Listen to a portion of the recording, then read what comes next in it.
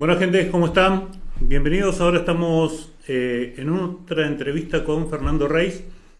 Vamos a hablar un poco del tema de adicciones, que bueno, estuvimos también con un programita anteriormente, hablando con alguien que estuvo trabajando con adictos. Y bueno, hoy estamos por el lado político para ver cómo se está trabajando con respecto a esto en 25 de mayo.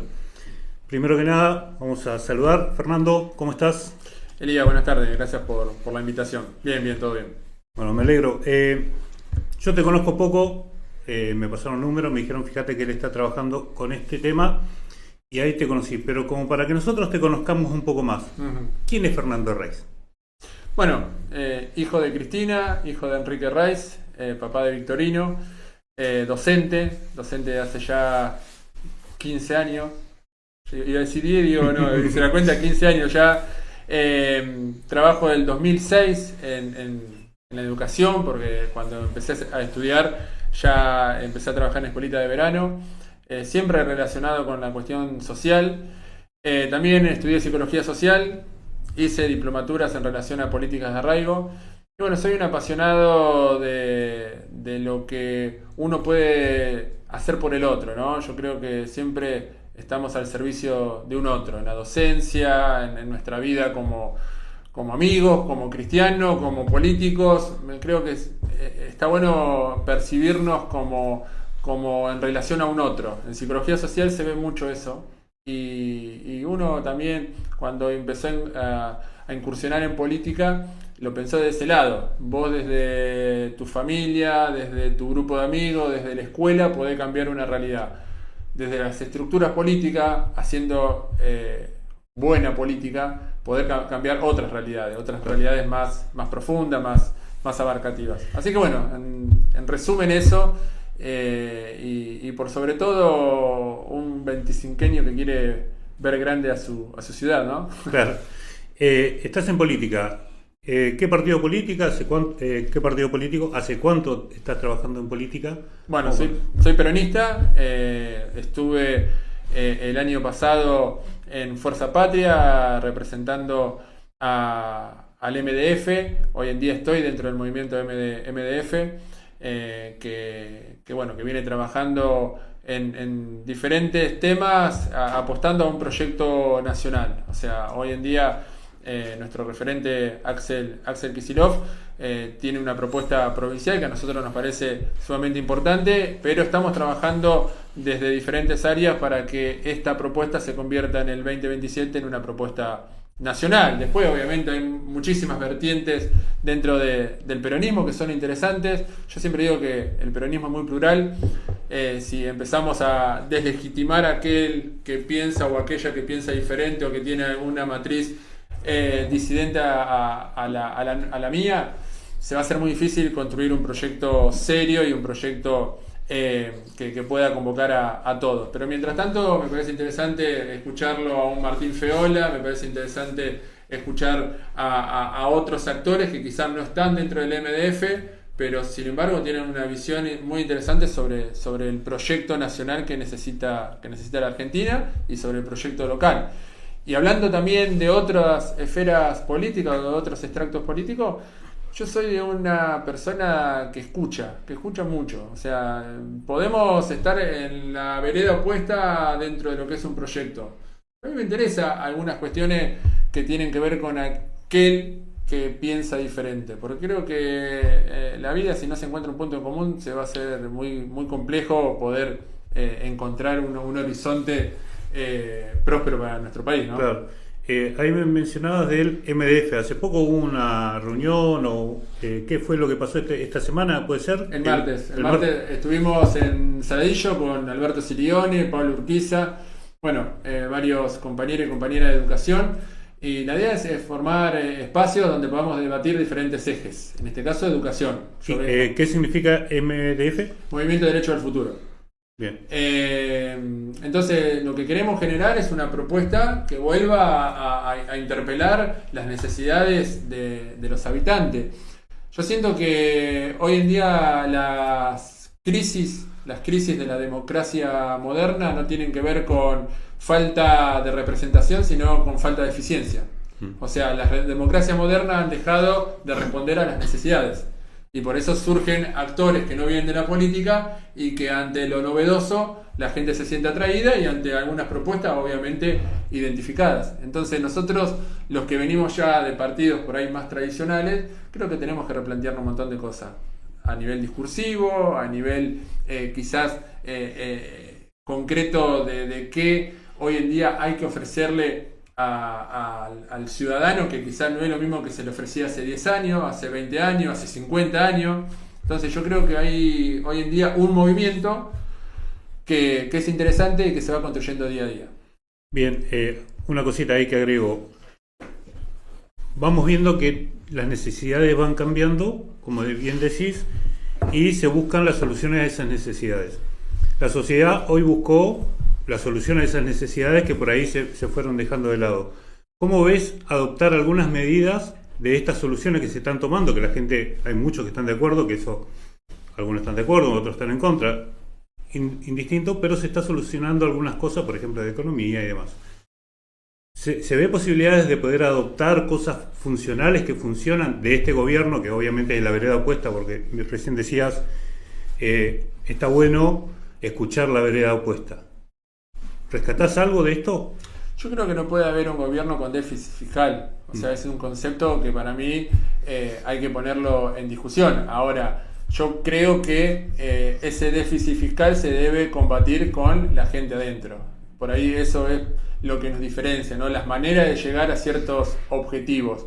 Hay ciertos objetivos o ciertas discusiones que se han planteado tanto en el gobierno de Milei como en el gobierno de Macri, que por ahí estamos en las antípodas en algunas cuestiones, que a mí me parecieron interesantes y que el peronismo tendría que haber dado esas discusiones.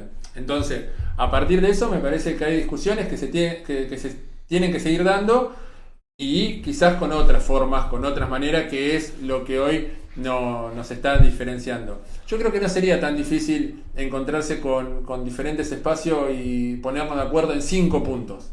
En 5 puntos. Recién hablamos uno, déficit fiscal. Bueno, ¿cómo trabajamos el déficit fiscal? ¿Cómo trabajamos la inflación? ¿Qué es la justicia social para vos? ¿Qué es la justicia? Bueno, entonces hay cuestiones que para mí tienen que ser la base de un proyecto nacional a 50 años. Después, el sexto, el séptimo, el octavo será las diferencias o las disidencias que no harán parte de un proyecto o de otro. Pero si no nos ponemos de acuerdo en 5 cosas, aunque sea, en 5 ejes fundamentales: educación, salud, seguridad, me parece que se va a hacer difícil encontrar un rumbo de un país a largo o mediano plazo. Claro. Empezamos al revés. En vez de hablar de adicciones, empezamos por política. No vamos nada. A seguir con política y después entramos en lo demás. Así ya llevamos un pequeño orden. Estás con relinqueo. O sea, ¿sabes que cuando dije voy a entrevistar a Ray, una persona me dice, él creo que va a competir con relinqueo por la intendencia del 2027? ¿Es así? No, estamos muy lejos de eso. O sea, hoy en día lo que un año y medio. Muchísimo. En política muchísimo. A mí lo que me preocupa es generar un proyecto. Pero ¿te animarías o no? Pero a ver, primero, no sé cuáles son las intenciones de Hernán. Las mías hoy en día son la de poder formar con diferentes actores un proyecto que vuelva a representar al ciudadano el 25 de mayo. Nosotros estuvimos 8 años y yo creo que hemos dejado una huella importante, alguna transformación importante. Entonces, a partir de ahí, en un momento determinado dejamos de representar, dejamos de responder a las necesidades que la ciudadanía nos estaba pidiendo. Entonces, ante esa situación, yo creo que los diferentes actores, que ahora todos estamos en el llano, podemos ser potencialmente candidatos o candidatas. Porque siempre se habla con la O, a mí me gusta hablar también con la A, porque me parece que hay muchas mujeres que hoy en día podrían ser parte de una lista, pero no solamente ser parte, sino encabezar una lista. Entonces, por ejemplo, no, a ver, nosotros dentro de... Si me preguntas a mí, que yo lo miro de afuera y no estoy tan involucrado en política, yo veo 2 actores nomás que suenan. Vos y relinqueo. ¿Qué otro más vos decís que puede llegar a poder? Nosotros dentro, a ver, porque vos me preguntabas por ahí en el tema de la construcción o del candidato. Nosotros hoy en día tenemos un trabajo articulado con diferentes organizaciones, diferentes espacios. Todos te preguntan, ¿vos estás en el PJ? Sí, yo estoy afiliado al PJ. Yo voy al PJ, comparto con los compañeros algunas actividades, otras no. pero también tengo un espacio que se llama Generación 25, que apunta a otra cosa, que apunta a la construcción de un proyecto un poquito más abarcativo. Quienes por ahí tienen una estructura más, se podría decir, cerrada, en algún punto decir, no, si no sos peronista, no formás parte de este proyecto, que me parece que no es por ahí, no lo entienden o te tratan como de débil o de tibio. Línea Moreno, por decirlo de alguna forma. No sé si la línea Moreno, yo con Martín y con los compañeros del Principio de Valores acá abajo está todo bien, o sea, claro, trabajamos en conjunto y hemos compartido charlas, debates y demás. Pero Generación 25 apunta a poder llegar a otros sectores, quizás no con una línea tan dogmática o partidaria, pero sí con un horizonte en común. O sea, yo no voy a convivir con alguien que por lo menos no tengamos 3 o 4 puntos en común, ¿no? Claro, obviamente. O sea, sí convivir, pero digo, no estaría en ese espacio. Sí, no te relacionarías. Entonces, en ese espacio tenemos, creo que son más mujeres que varones. Hoy en día se generó una propuesta que se llama Nosotras, que está articulada por Romy Antenuzzi, es una compañera que viene de La Plata, que fue parte de la gestión de Garro y que muchos decían, fuiste parte de la gestión de Garro, entonces no sos peronista. No, fue parte de la gestión de Garro porque en su momento ella era una contadora, una compañera la convocó y fue directora de la gestión de Garro, y sin embargo era peronista. Entonces, esto de etiquetarte porque formaste parte o porque trabajaste o porque te juntaste como una pizza con alguien, me parece que no va porque hoy en día necesitamos una posibilidad de encontrarnos con un otro y a partir de las disidencias poder, digamos, construir alternativas superadoras. Entonces, vos me preguntabas un nombre específico. No te puedo dar un nombre específico, pero sí te puedo decir que hay cuadros emergentes que son muy, muy interesantes. En el Consejo Deliberante, o sea, no quita que hoy en día Yamila puede ser una potencial candidata, Majo puede ser una potencial, Majo ha sido primera concejala, Paula, o sea, nosotros tenemos cuadros femeninos muy interesantes dentro del Consejo y fuera del Consejo. Por eso digo, yo creo que es tiempo de mujeres, y cuando me preguntaron por la presidencia del PJ, cuando no se sabía que iba a ser José, yo en un momento dije, bueno, pensemos en una mujer. No creo que tengamos que descartar hoy en día a los cuadros femeninos, no solamente para formar parte, sino también para conducir. Bien. Estuviste ayer en el Consejo. ¿Qué opinás de la rendición de cuentas, de lo que se respondió? Bueno, mira, yo ayer la parte técnica me pareció fantástica la intervención de Yamila. La felicité a Verónica por el trabajo que hizo, porque también me pareció un análisis muy minucioso de algunas cuestiones. Yo no soy un especialista en números, sí entiendo un poco de políticas de Estado, y por eso en lo que siento es que la rendición es una cuestión netamente técnica. A mi entender, la rendición es una cuestión también política, y creo que es más política que técnica. Lo técnico por ahí se define en otro ámbito, que es el Honorable Tribunal de Cuentas. Nosotros estamos planteando o evaluando lo que el gobierno proyectó y lo que el gobierno realizó a través de un presupuesto y a través de una rendición. Entonces, lo que vimos son algunas desprolijidades. Pero más allá de esa desprolijidad de que uno estuvo en gestión, fue ejecutivo y que puede entender que algunas cuestiones no es que rozan la corrupción, sino que son desprolijas y hay que mejorarla. Yo coincido cuando Dino Caronello dice que tenemos que pelear por un derecho, que es el derecho a la información. Yo coincido con el Tero cuando dice necesitamos un sistema digitalizado donde accedamos a la información fácil. Entonces digo, estamos hablando de dos actores, y recién dije que el trabajo de Verónica había sido impecable. Estamos hablando de 3 actores que no forman parte de mi espacio, que no coincidimos ideológicamente, pero que reconozco ciertas propuestas y ciertas virtudes. Como también reconozco cuestiones que hoy el gobierno actual municipal está haciendo bien. Reconozco políticas de Estado que han trascendido en el tiempo, educativas, sociales y demás, y otras que se han cortado. Entonces, no quiere decir que lo que antes era para algunos ojos corrupción, hoy es un error de tipeo. Quizás antes también fue un error de tipeo, o quizás ahora también es corrupción. Entonces, cada uno mira según del lado demostrador que esté. Claro. Ramiro en su momento, cuando era concejal, todo lo que encontraba de manera irregular era un hecho de corrupción. Hoy se encontraron un montón de cosas y yo no escuché ayer a Verónica, por ejemplo, decir son unos corruptos, son unos ladrones. No, dijo acá hay una licitación mal, acá esto está mal, acá está... Ahora, ya eso marca una diferencia. Nosotros creo que tenemos que bregar porque la política no se siga ensuciando, encontrar mecanismos de transparencia, encontrar mecanismos que puedan generar una sinergia entre el Ejecutivo y el Legislativo. Creo que de eso se trata, si no estamos manchando no solamente la política, sino también la democracia. Hoy veía en las redes, le contaba un poco a Silvio antes de entrar, ayer después del consejo, que fueron 5 horas y pico, le digo a Javi Méndez, vamos a comer una pizza. No, me voy que tengo que llegar a la quinta, ese yo. Le digo, Paula, vamos a comer una pizza. Y me dice Paula, ahora vengo y te acompaño. Salían los demás concejales, la demás bancada, y digo, vamos a comer una pizza Petay, como se hacía antes, como se hizo siempre. Fuimos a comer una pizza Petay, hoy ya esa foto molestó. Entonces digo, parece que no es así, somos vecinos que nos conocemos todos, el lugar de debate es el recinto, podemos encontrarnos en otro lugar y debatir de un montón de cosas y ponernos de acuerdo o no, pero digo, me parece que hoy en día el diálogo tiene que ser fundamental y por eso soy de los que estoy en contra de la violencia, estoy en contra de las formas en que se expresan. Y creo que hoy en día el Consejo Deliberante tiene un gran desafío para que esto no ocurra. La rendición de cuentas fue rechazada. ¿Cómo votaste vos? En contra. ¿Contra? Sí. Pero también teniendo en cuenta esto, bueno, si hace 2 años atrás los que hoy son el Ejecutivo, siendo legislativo, planteaban estas cuestiones y yo las enumeré en un momento, hoy siguen sucediendo.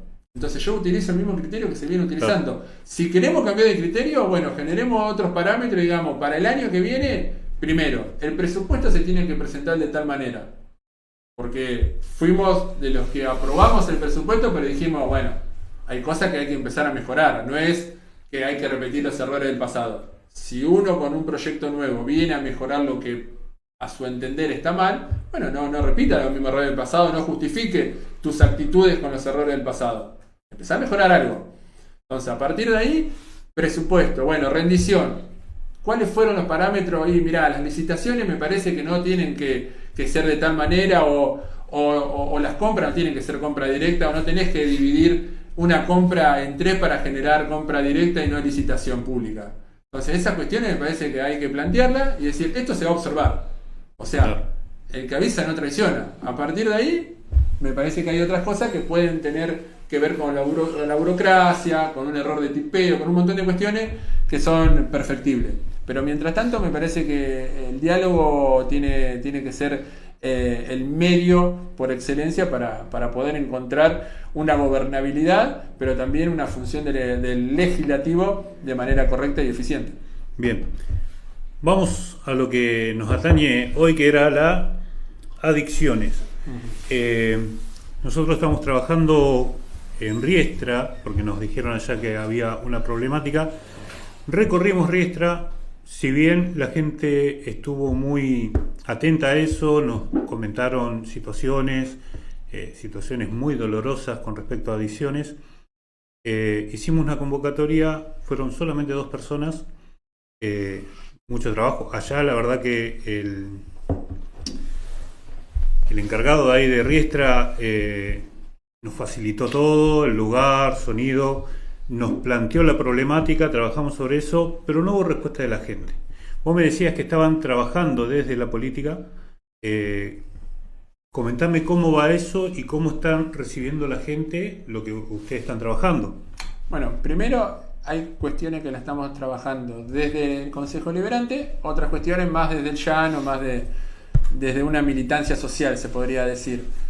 Desde el espacio Generación 25, como te decía hace un ratito, surgió la propuesta de nosotras, un espacio de mujeres. Uh-huh. En ese espacio de mujeres se encontraron casos de mamás que querían tener un lugar para ser escuchadas. Bueno, hoy en día se está trabajando en la Peña de River todos los sábados en un espacio de escucha. Un espacio de escucha donde hay una mamá, donde hay una profesional, donde la idea es sumar gente que podamos ir generando una red de contención, concepto importante, red de contención, para abordar una problemática que cada vez es más compleja, es más grande, que, como decía el otro día alguien que me interesó mucho, ella decía, una enfermedad oncológica une a la familia. Hay un pariente con una enfermedad oncológica, une. Las adicciones separan, destruyen la familia.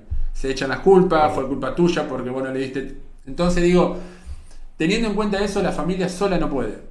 La escuela sola no puede. Un gobierno municipal solo no puede. Por eso el concepto de red, de trabajar en red, de trabajar de manera intersectorial. Y desde el ámbito legislativo propusimos una mesa de abordaje integral de las problemáticas adolescentes. Me parece que esa mesa no tiene que ser algo ficticio, algo de decir, che, nos juntamos, nos sacamos una foto y ya está, sino poder trabajar no con el hecho consumado, sino con la prevención. Juntarse con profesionales, juntarse con actores institucionales. El otro día cuando vos me dijiste, para mí las iglesias son fundamentales, no importa cuáles, todas. Los clubes son fundamentales. Creo que los actores institucionales hoy lo que necesitan son herramientas. Para si a vos te llega la demanda, saber dónde derivar, o cómo trabajar, o cómo contener esa primera situación. Alfredo Moffat, te lo recomiendo, es un psicólogo social, ya murió, trabajó con Paulo Freire. Alfredo Moffat decía que había 4 pasos fundamentales ante una crisis. El primero es la contención, es la empatía, es acercarte a un amigo, a alguien que viene a manifestar su problema y vos contenerlo, que puede ser hasta con un abrazo. La contención es quizás lo que parece más sencillo, pero a veces es más difícil. Claro, hoy no nos abrazamos, hoy no nos miramos a la cara. Entonces, eso es fundamental. Lo segundo ya pasa más por la cuestión profesional. La regresión, decía que era lo segundo. ¿Qué es la regresión? Es encontrar el nudo. Porque las adicciones, el consumo problemático, es el síntoma. Claro. Pero atrás de ese síntoma hay una historia. Atrás del pibe o de la piba que consume hay una historia. Bueno, hay que hacer una regresión para ver qué es lo que llevó a ese pibe o a esa piba a consumir. Consumir drogas, sí. Porque hay muchísimo consumo problemático. ¿Cuál es el tercer paso? La explicación. Poner en palabras esto que te sucede. Porque vos, decíamos, falta algo muy interesante. Cuando vos estás en una crisis es como un pozo. Regresar, ¿qué sería? Meterte en el pozo. Ahora, ¿cómo salir? Volviste al pasado, entendiste por qué estás generando lo que estás generando, pero necesitas ponerlo en palabra. Y acá va algo muy interesante. ¿Qué significa adicción? ¿Qué significa? Dicción, palabra. Sí. Sin palabra. Pero. Una persona adicta es una persona que no puede poner en palabra todo aquello que le está sucediendo. Entonces busca a través de sustancias, a través del juego, a través de un montón de factores, tratar de resolver eso que no lo va a resolver, sino que lo va a complejizar. Entonces, contención, regresión, explicación y la última, proyecto de vida, un proyecto de vida nuevo. Tal cual. Eso es lo que parece fácil, ¿vale? Te lo resumí en un minuto, obviamente. Pero digo, es todo un proceso que puede llevar años. Entonces, hoy las familias necesitan estos espacios, el que vos tenés en Riestre, el que está ahora en la Peña River, el que está en cualquier barrio, pero se necesita una red porque ese movimiento solidario, yo te diría hasta humano, porque es humano, necesita también el acompañamiento profesional. Ahora, vamos un poco más a lo que es la situación en la calle. Yo, cuando era chico, fui adicto y recuerdo situaciones bastante complicadas. Una de ellas era, por ejemplo, los que vendían droga estaban distribuidos por la ciudad, ¿no? Entonces nosotros había una mecánica, porque era obvio que había una mecánica y después me la explicaron. Vos ibas a un lado a comprar, pasaban meses comprando en un solo lado, la policía venía, lo reventaba y nosotros ya sabíamos dónde estaba el otro. Y era como un círculo, ¿no? Como que y después me dijeron, no, lo que pasa es que el movimiento político es este. A vos te dejan continuamente con un punto, pero a ese que lo reventaron te lo largan dentro de un año o dos y vuelve al mismo lugar, ¿no? Entonces vos ves algún movimiento, yo sé que es complicado responderlo, ¿no? Pero desde la política, desde el Estado, ¿ves algún movimiento así que contempla las adicciones como si fuera algo aprovechable? Yo creo que, a ver, lo hablo en general, no en particular. Hay una frase que se la adjudican a Eva, que es una frase hermosa: donde hay una necesidad nace un derecho. Yo creo que la vida también ha llevado a ciertos sectores a entender que donde hay una necesidad también hay un mercado atrás. Entonces, en vez de generar un derecho o una contención o una solución a esa necesidad, se genera todo un sistema perverso para que esa necesidad no solamente siga existiendo, sino para que genere una enfermedad. Claro. Entonces, que la política muchas veces fue cómplice de esto, sí, no hay que negarlo. A nivel local lo desconozco y creo que estas cuestiones, me parece que todos tendríamos que estar hablando esto de un punto en común,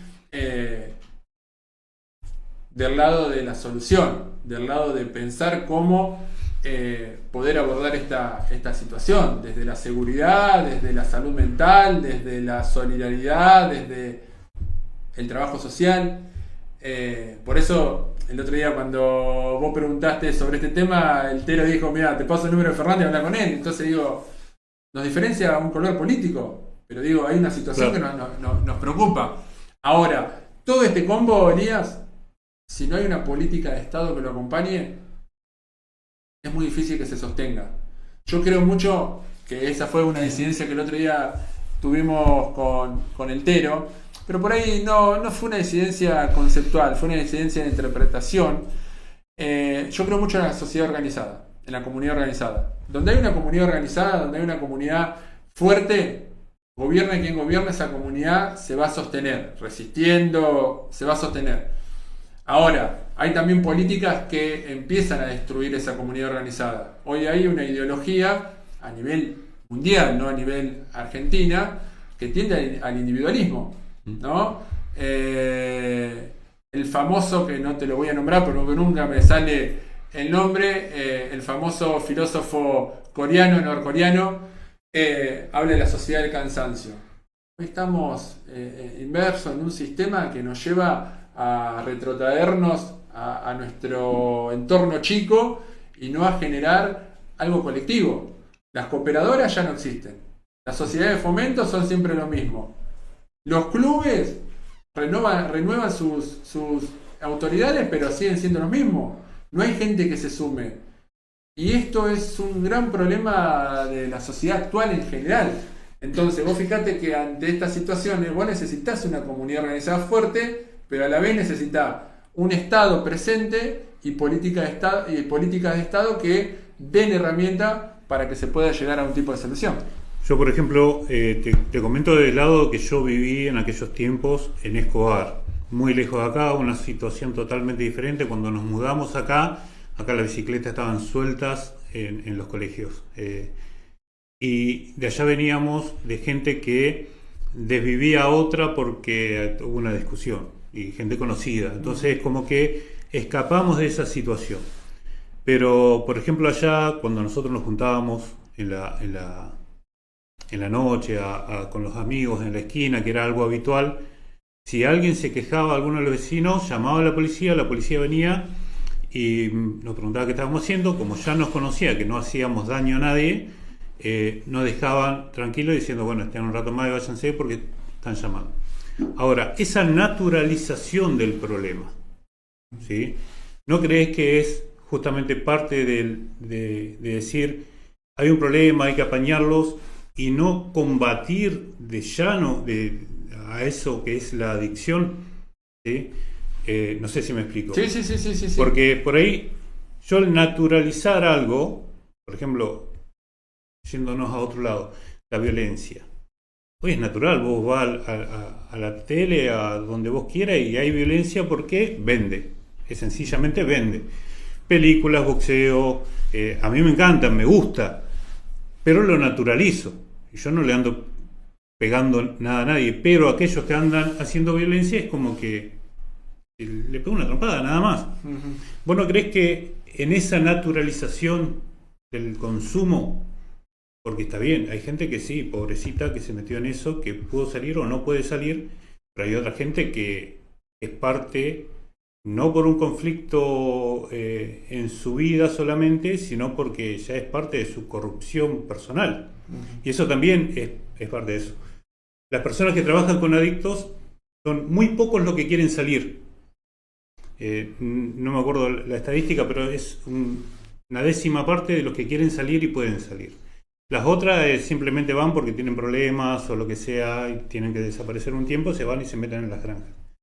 ¿Vos no crees que el problema de naturalizarlo como y bueno, hay que ayudarlo sí o sí y no atacar ese síntoma? Porque un cáncer, está bien, ataca a la persona y hay que destruir el cáncer, como venga.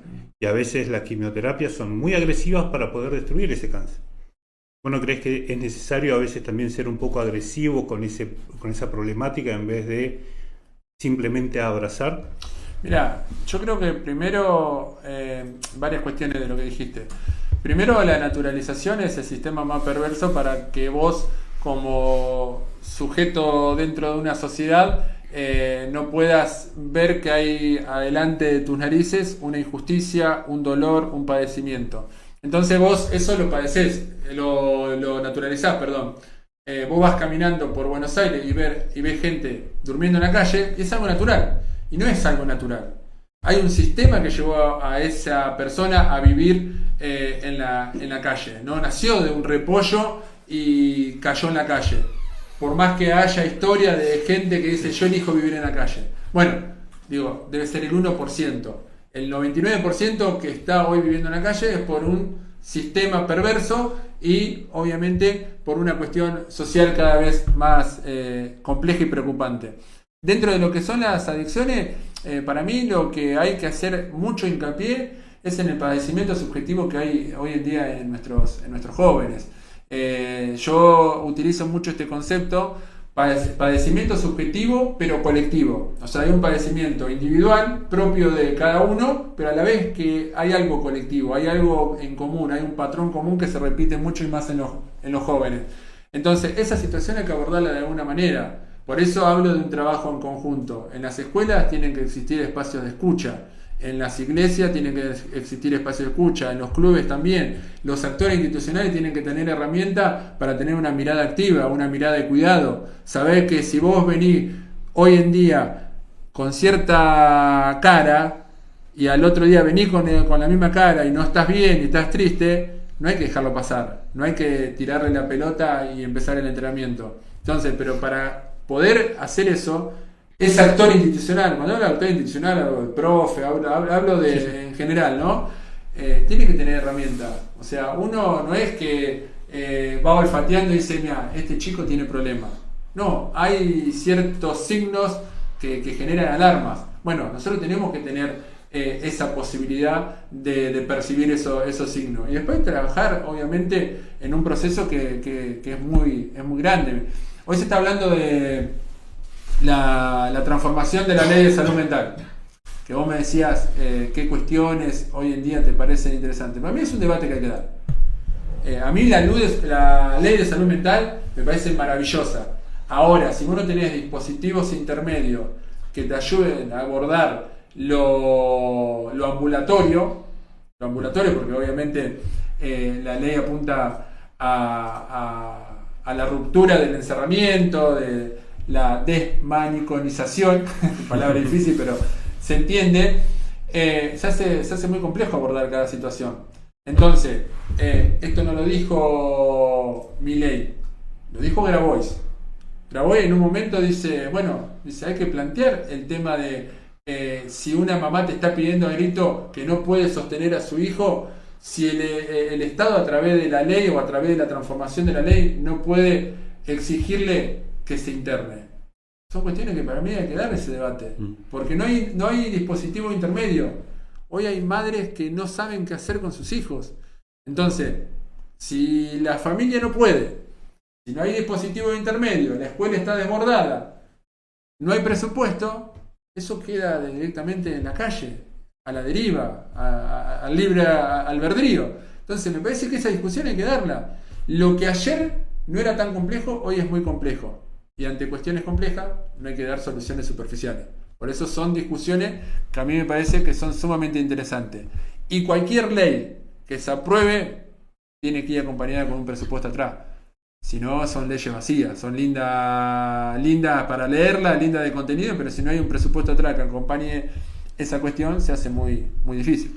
Si una persona hoy en día que es adicta, que tiene problemas, si quiere acercarse y solucionar su tema, ¿a dónde se tienen que dirigir? Bueno, nosotros tenemos dentro de 25 de mayo dispositivos. El centro comunitario que está en la calle 25, 2 y 13, es un centro interdisciplinario con un montón de profesionales que trabajan muy bien y es uno de los dispositivos. Después vos en cada CAPS tenés atención de salud mental. Bien. En el hospital tenés el equipo de salud mental.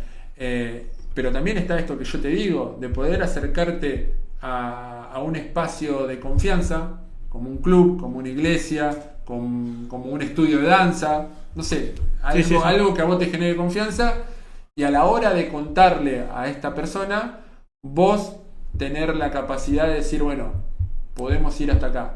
¿Y por qué digo podemos ir hasta acá? Porque me parece que tiene que haber un acompañamiento.